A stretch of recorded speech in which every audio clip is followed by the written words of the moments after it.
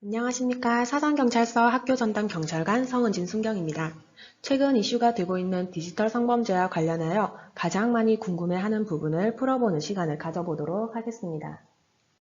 먼저 디지털 성범죄에 대해서 간단히 알아보도록 하겠습니다. 디지털 성범죄란 디지털 기기 및 정보통신 기술을 매개로 온 오프라인 상에서 발생하는 성범죄로서 동의 없이 상대방의 신체를 촬영하거나 촬영된 영상물을 동의 없이 유포하는 행위 및 사이버 공간에서 유포, 협박, 성희롱 등 타인의 성적 자율권과 인격권을 침해하는 행위입니다. 디지털 성범죄의 종류에는 불법 촬영, 불법 촬영한 영상을 동의 없이 유포, 재유포하거나 웹하드에 유통, 공유하는 것이 있습니다. 또한 유포하겠다며 금전을 요구하거나 피해자의 일상적 사진을 성적 사진과 합성 후 유포하는 사진 합성, 사이버 공간 내에서 성적 내용을 포함한 명예훼손이나 모욕 등의 행위를 하는 성적 괴롭힘 등이 있습니다. 본격적으로 가장 많이 들어오는 질문에 대하여 살펴보겠습니다. 첫 번째, 신체 사진을 찍어 보내주면 문화상품권을 준다고 해서 사진을 찍어 보냈습니다. 신고 가능한가요? 물론 신고 가능합니다. 아동청소년 성보호에 관한 법률에 의해 아동청소년 이용 음란물의 경우 소지하는 것만으로도 처벌을 받을 수 있기 때문에 청소년이 동의해서 거래했다고 하더라도 처벌할 수 있습니다. 상대방과 나눈 대화 내용, 아이디, 보낸 영상들을 지우지 말고 상대방이 계정에서 탈퇴할 것을 대비해 미리 캡처한 후 즉시 수사기관에 신고하면 됩니다. 두 번째, 학교에서 친구의 신체 일부를 친구 몰래 찍었습니다. 처벌받게 되나요? 처벌될 수 있습니다. 당사자의 동의 없이 성적 수치심을 유발할 수 있는 신체 부위를 촬영한 경우 성폭력처벌법 제14조 카메라 등 이용 촬영죄에 해당하여 처벌받을 수 있습니다. 의도적으로 촬영한 이상 영상물이 저장되지 않다고 하더라도 촬영하는 순간 바로 처벌이 가능합니다. 세 번째, 불법 성착취물에 나오는 사람의 몸에 제 얼굴을 합성해서 단톡방에 올라온 것을 알게 됐어요. 어떻게 해야 하나요?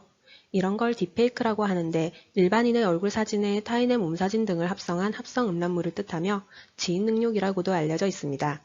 단톡방에 올리는 경우 성폭력처벌법 제14조의 2로 처벌될 수 있습니다. 일단 제일 먼저 신고를 해야겠지요. 단톡방에 참가한 사람들 중 누가 올렸는지, 올린 영상을 제3자에게 다시 유포한 것은 아닌지 확인이 필요합니다. 영상물 삭제 요청은 디지털 성범죄 피해자 지원센터나 수사기관에 할 수 있습니다. 네 번째, 인스타그램에 사진을 올렸는데 모르는 사람들이 신체 일부에 대해서 성적인 댓글을 달았습니다. 어떻게 해야 하나요?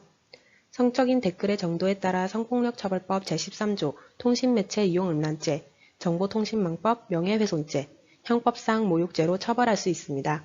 어쨌든 처벌됩니다. 댓글 내용, 게시 일시, 아이디를 캡처해서 신고해주세요. 다섯 번째, 페메나 인스타 DM으로 조건 만남을 할 수 있냐는 연락이 왔는데 처벌받게 할 수 있나요? 조건 만남이라는 것은 성매매에 해당합니다. 직접 성매매를 하지 않더라도 아동 청소년에게 성을 팔도록 권유하게 되면 성매수죄로 형사처벌 받을 수 있습니다. 문자메시지, 상대방 연락처 등 증거와 함께 경찰서에 신고해주세요. 여섯 번째, 누가 나에게 성적 사진을 보내왔습니다. 성적 사진이 성적 수치심이나 혐오감을 일으킬 만한 사진이라면 성폭력처벌법 제13조 통신매체 이용 음란죄에 해당하여 처벌받게 할 수 있습니다. 신고해주세요. 반대로 채팅방에서 상대방이 성적인 사진을 보내달라고 해서 보내줬더니 경찰에 신고한다고 합니다. 어떻게 해야 하나요? 상대방의 요청이 있었다는 것을 입증할 만한 증거를 수사기관에 제출해주세요. 어쨌든 성적인 사진일 경우 공유하면 처벌받으니까 애초에 전송해주는 일이 없도록 해야 합니다. 일곱 번째, 사귀던 친구가 저와의 성관계 영상을 인터넷에 퍼뜨리겠다고 합니다. 실제로 인터넷에 퍼뜨리지 않아도 형법상 협박죄가 성립될 수 있습니다. 유포가 두려워서 신고하지 않는다면 계속해서 협박을 당하거나 또 다른 피해를 불러올 수 있으니 바로 수사기관에 신고하도록 합니다. 성관계 영상 촬영에 동의를 했으면 유포되어도 처벌할 수 없는 건가요? 결론은 처벌할 수 있습니다. 성폭력처벌법 제14조 카메라 등 이용 촬영죄 제1항에서는 촬영 대상자의 동의 없는 촬영을, 제2항에서는 동의 없는 반포 등을 벌하도록 규정하고 있습니다. 동의 없이 촬영하면 당연히 처벌이 되고 동의해서 촬영하더라도 신뢰를 저버리고 유포하는 것 또한 처벌이 가능합니다. 여덟 번째, 친구가 불법 영상물에서 저를 본 것 같다고 해서 확인해 봤는데 제가 맞는 것 같아요. 저도 모르게 촬영된 불법 영상물 어떻게 해야 하나요? 피해 사실을 입증할 수 있는 자료들을 최대한 신속하게 수집한 후 수사기관에 신고해주세요. 영상물 삭제에 관해서는 디지털 성폭력 피해자 지원센터에서 무료로 삭제를 지원하고 있으니 바로 신청하면 됩니다. 9번째, 청소년의 경우에도 디지털 성범죄를 저지른 경우 처벌을 받나요? 미성년자의 경우에도 처벌을 받을 수 있습니다. 성범죄자들이 받는 신상정보 등록도 될 수가 있습니다. 10번째, 불법 촬영물 및 불법 유포물을 단순히 소지만 한 경우에도 처벌이 되나요? 아동 청소년 대상의 영상은 다운로드하여 소지하는 것만으로도 처벌을 받을 수 있고 파일 공유 프로그램의 경우 파일을 다운로드하는 동시에 해당 파일이 업로드되는 경우가 있는데 이 경우는 유포죄로 처벌받을 수도 있습니다. 또한 카카오톡이나 텔레그램에서 동영상을 시청하려면 다운로드를 받아야만 시청할 수가 있으므로 시청하는 순간 자동으로 다운로드가 되어 처벌될 수가 있습니다. 11번째, 최근 디지털 성범죄와 관련해서 법령이 개정되었다고 하는데 어떤 내용인가요?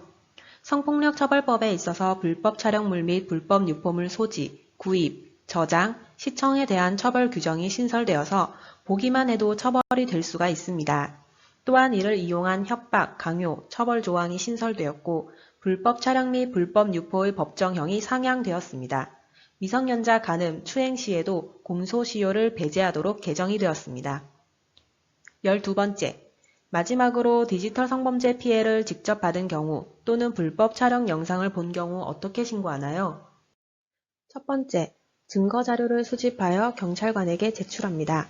두 번째, 사이버 성폭력은 현행법으로 처벌 가능하므로 소극적인 태도는 지양하고 적극적으로 신고해야 합니다. 세 번째, 피해 확산 방지를 위해 신체적, 심리적 건강치료와 동시에 방송통신심의위원회로 신고하여 영상물 삭제 요청을 해야 합니다. 마지막으로 피해를 입었을 때에는 아래를 참고하여 신고해 주시면 됩니다. 이번 강의를 통해서 여러분들의 궁금증이 조금이나마 해소되었길 바라며 피해 사실이 있다면 반드시 112로 신고하거나 경찰서에 방문해서 상담받기를 바랍니다. 감사합니다.